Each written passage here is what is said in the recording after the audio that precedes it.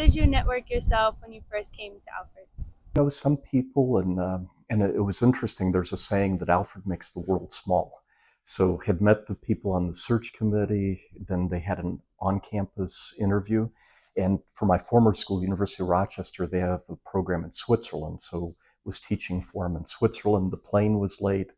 I missed the dinner with the search committee. So, and I'm 56 years old at the time, had never been to Alfred, knew it was somewhere south of Rochester, but didn't know all that much about it. And a snowy winter evening, decided 9:30 at night just to check out the campus.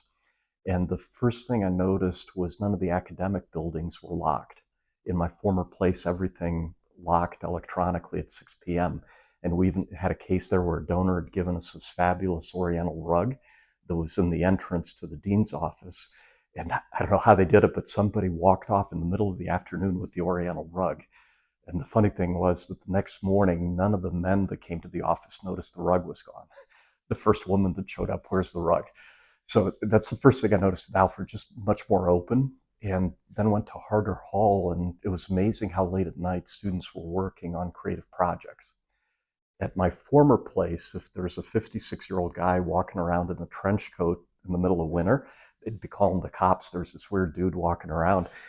Here, it was just a very welcoming environment. The students could see I was lost, where do you need to get to, pointed me in the right direction. And so it just gave me a good feel from the start. And then it was amazing how many connections there were. So one of the top alums at my former school, and I'd been on a corporate board where she was a major executive, and I knew about her Rochester connection, but I didn't know she was an Alfred alumna. So kept on running into people that were connected in some way. She grew up in a small town near Alfred, Scio, a chronic introvert, played soccer for us here at Alfred, and that partly brought her out of her shell. Then she also worked in our finance business office, and that she realized I'm really good at math.